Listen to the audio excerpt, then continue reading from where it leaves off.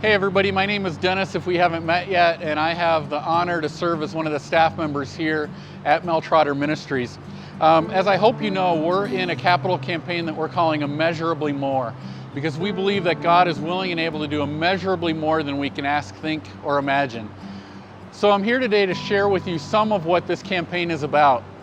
The building behind me, this is where our men stay, this is where our youth stay. This is where we have so many people that are looking for hope and for help. And the truth is, this building hasn't been renovated in over 54 years. Now, I wasn't here 54 years ago, but I've been the CEO at Meltrotter for 6.5 years, and I have allowed this deterioration to continue and to get worse.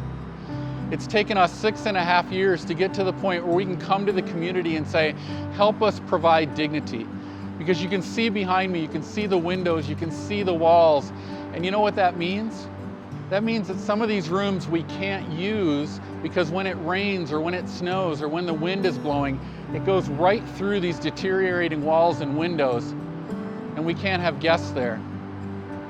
So what that means is that more guests are staying outside, under a bridge, in somebody's doorway, because Meltrotter doesn't have the dignity and the rooms to bring them in.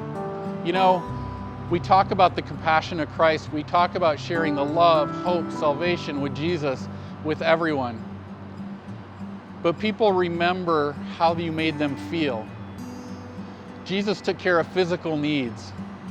And at Meltrotter, for too many decades, we haven't taken care of our physical needs. And that's changing now. Because there's a man right now that's out there that needs to be in here so we can walk with him out of homelessness and into a new life. There's a youth right now who might be being trafficked and feels like he doesn't have anywhere to go. And if we don't have a room for him,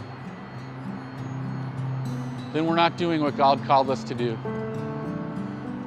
So I want to apologize that this has happened, and I want to invite you to help us change it.